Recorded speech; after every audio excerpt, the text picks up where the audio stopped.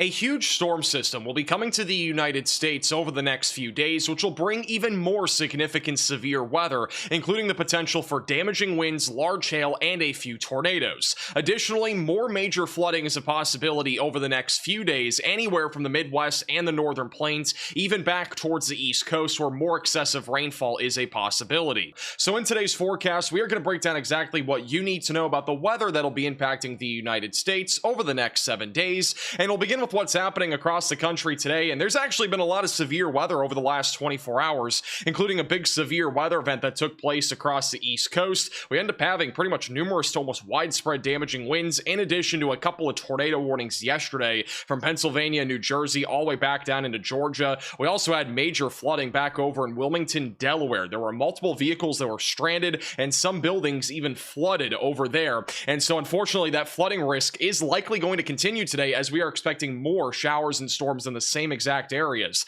Back over in the northern and central plains, we just had a little day of severe weather yesterday with damaging winds all the way from Nebraska back into North Dakota. We think we had one tornado yesterday back over North Dakota, but generally speaking, the majority of yesterday's severe weather ended up being wind and also some hail. I do anticipate that this severe weather stretch will continue for at least the next 3 days across areas in the northern and central plains, the Midwest, and even back into the Great Lakes. And I even think severe weather is going to continue for the next day or two at least back along the East Coast. And these are the storm reports from yesterday's severe weather event. We end up having over 250 wind reports. Majority of those were in the mid-Atlantic and also back over in South Dakota. We end up having no tornado reports yesterday. However, I think there may have been at least one brief tornado back over in North Dakota. Nonetheless, yesterday was a pretty quiet day for tornadoes. We really weren't expecting much of any tornado risk yesterday. It was a very low-end day anyway. But I do think today and tomorrow have a better potential to produce the threat of tornadoes, including higher populated areas. Now let's talk more about the severe weather potential for the next few days, beginning with today, which is Thursday, and we have a slight risk of severe weather in place from central Iowa just outside of Des Moines all the way back into southwestern Kansas,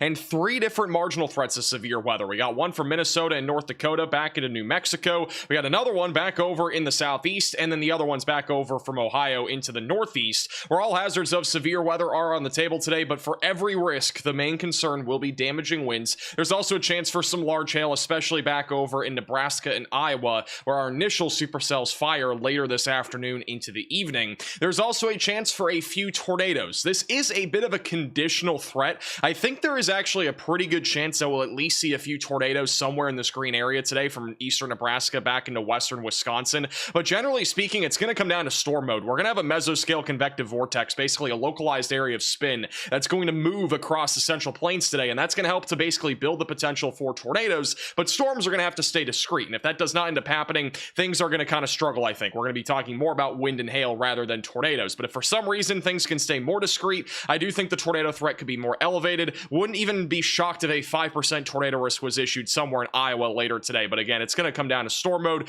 Confidence for that right now is on the lower side of things. And then on Friday, we have the 3rd largest marginal threat of severe weather of all time issued by the Storm Prediction Center. This encompasses 833,000 square miles of the United States. That's nearly half of the lower 48 that is under at least some level of severe weather tomorrow. Obviously, a marginal threat is a very low-end threat of severe weather, but nonetheless, this is a massive area. It goes from New Mexico and Colorado back into the Ohio Valley and as well as the Great Lakes. We also have a threat back along the East Coast. Main concern for Friday will be damaging winds with any storms that fire up. Also, there is a threat of large hail that'll be primarily outside of Chicago back over towards areas like Kansas City. There's also a chance for a few tornadoes. This will also come down to storm mode and what exactly evolves today. I would not be surprised if this tornado threat is higher on Friday, but it is again conditional. So this is something that we're keeping an eye on. I also think this area may grow depending on the evolution of the storms today. We may see this 2% or even 5% tornado risk even grow outside of this area to basically include anywhere in the black circle I just drew.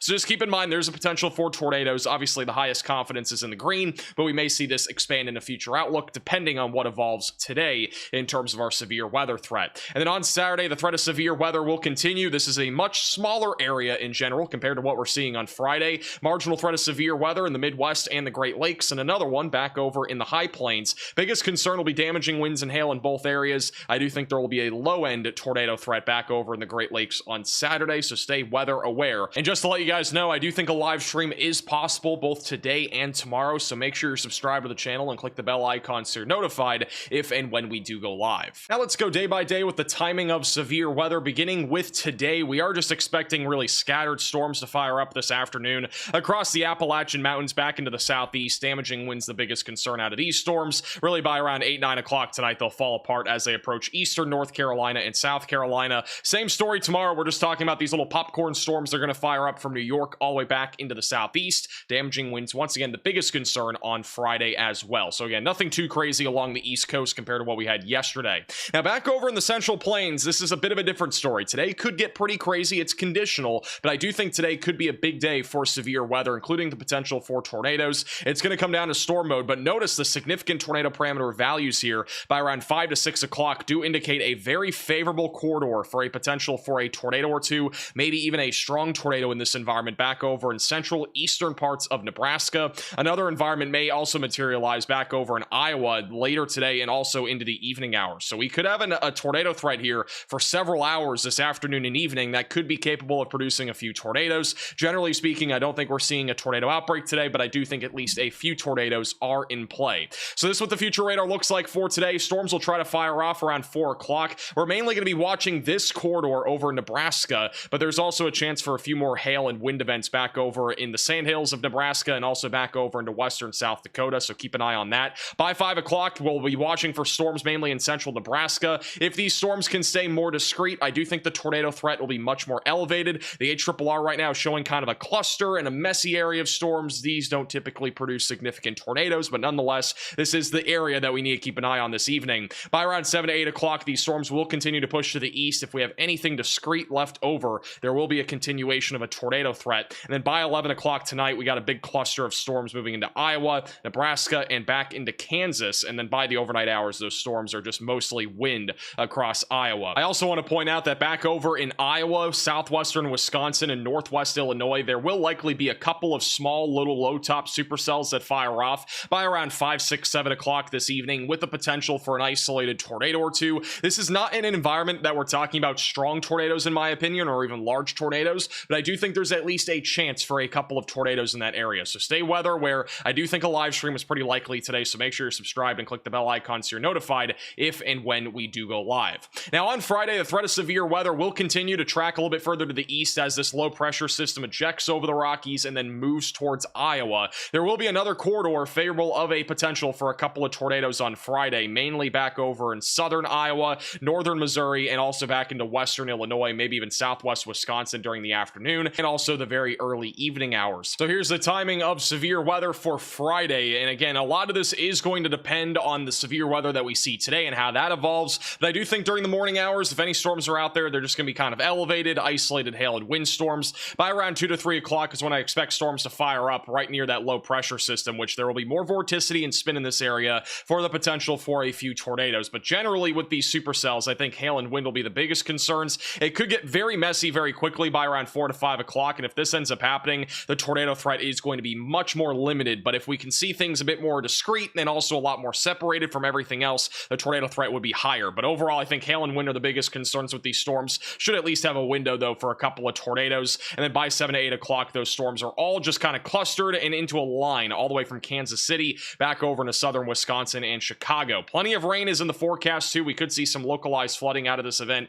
anywhere from Chicago back into Kansas City. Also, if you're back over in Minnesota, keep an eye on this line of storms tomorrow evening. We're going to be watching for at least some damaging wind potential out of that as it moves towards the Twin Cities by around 7 to 8 o'clock tomorrow evening. So stay weather aware and have ways to receive warnings. Again, live stream does also appear likely tomorrow, so make sure you are subscribed to the channel. And another big concern out of this big storm system is going to be the potential for additional flooding. We've had so many major floods recently, and I think even more are going to be possible over the next 7 days. This is the Weather Prediction Center forecast for rainfall accumulation between now all the way through the middle of next week. So this is a 7-day time frame. And if you're anywhere in the purple, red, or even yellow, that's an area that we're at least expecting 1 to 3 inches of rain over the next 7 days. But keep in mind, we could have localized amounts that are much higher than that. This is just a general broad overview. Same thing back over the mid-Atlantic and along the East Coast. We are expecting a lot of rain over the next 7 days, especially within the next 3 or 4 days, where plenty of showers and thunderstorms are in the forecast. One of these is going to be happening really in the next day or two. We are expecting the potential for some significant flooding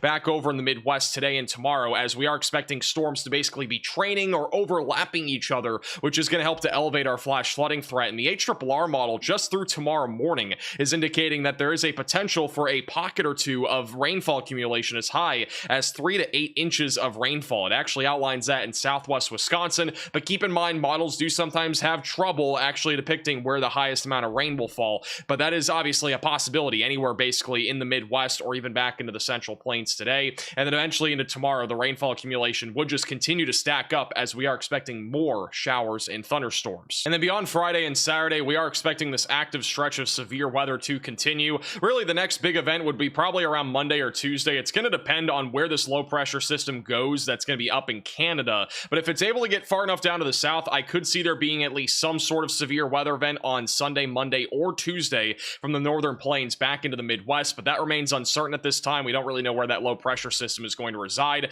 By late Tuesday and Wednesday, we could have a storm system eject over Montana and also even Wyoming, and this could bring some severe weather on Tuesday and Wednesday to the Midwest back into the Central Plains, with all hazards of severe weather being a possibility. And then beyond that, the weather kind of looks hit or miss. I mean, we're going to be talking about probably a few days that are kind of quiet, a few days that are kind of active. It's just going to be kind of that stretch of weather, I think, throughout the middle of July. And then by the end of July, I think things start to really quiet down and the severe weather threats will be at least somewhat lower across much of the United States. But at least for now, the active weather pattern is going to continue. And as always, thank you all so much for watching today's forecast. If you are new to the channel, make sure to subscribe down below. We'll likely be live either today or tomorrow, maybe even both days. So click the bell icon so you're notified if and when we do go live. And also, if you want to support our page above and beyond, you can pick up merch at shopmaxvelocity.net. It is the top link in the description below. We have our Shame collection that is now out, including our Supercell collection as well, and a bunch of other cool things. Again, you can go to shopmaxvelocity.net or the top link in the description below and check this out today. It helps out our page tremendously, and we'll see you all again in the next video or live stream.